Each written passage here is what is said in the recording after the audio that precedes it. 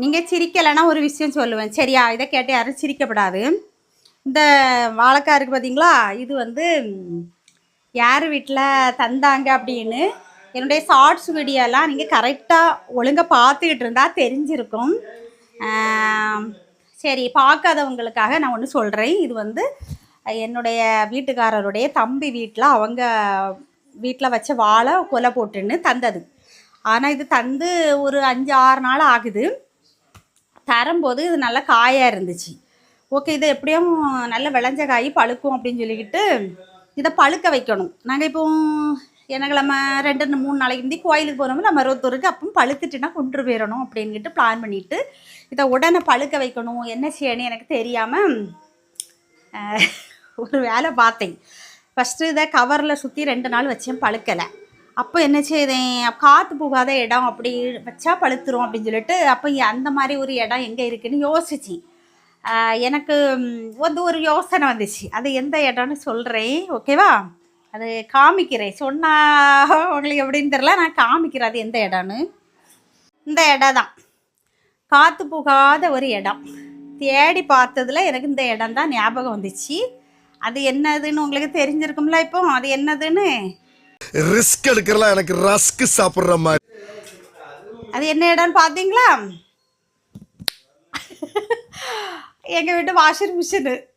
அப்போ யோசிச்சு ஓஹோ இது காற்று போகாத இடம், இதுக்குள்ளே வச்சா பழுத்துறோன்னு சொல்லிக்கிட்டு ஒரு நாள் நைட்டுக்கு தூக்கி அதில் வச்சுட்டு காலையில் அந்த நைட்டு ஃபுல்லாக ஞாபகம். ஏன்னா காலையில் மறந்து துணியை தூக்கி உள்ளே வச்சு மிஷினை ஓட விட்டுறக்கூடாதுன்னுக்கிட்டு நினச்சிக்கிட்டே இருந்தேன். அதே மாதிரி எனக்கு மறக்கலை. காலையில் எழும்பினோன்னே எடுத்து பார்த்ததும் அந்த எப்படி இருந்து தெரியுமா, அந்த கவருக்குள்ளே அந்த காய்க்கு மேலெலாம் ஈரம் இருந்துச்சு. அது காற்று போகாத இடத்துல இருந்தோன்னா அப்படியே ஈரமாக இருந்து, ஆனால் காய் பழுக்கலை. சரி இனி என்ன செய்யன்னு சொல்லிட்டு கோயிலுக்கு போகும்போது வேறு பழுத்த வாழைப்பழம் ஒரு 4 நாங்கள் வாங்கிட்டு போனோம்.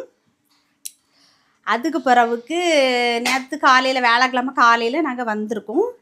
இன்றைக்கி வெள்ளிக்கிழமை அந்த பழம் எல்லாம் நல்லா பழுத்துச்சு. அதுக்கு பிறகு என்ன பண்ணுறது, இப்படி தான் பழுக்க வச்சு.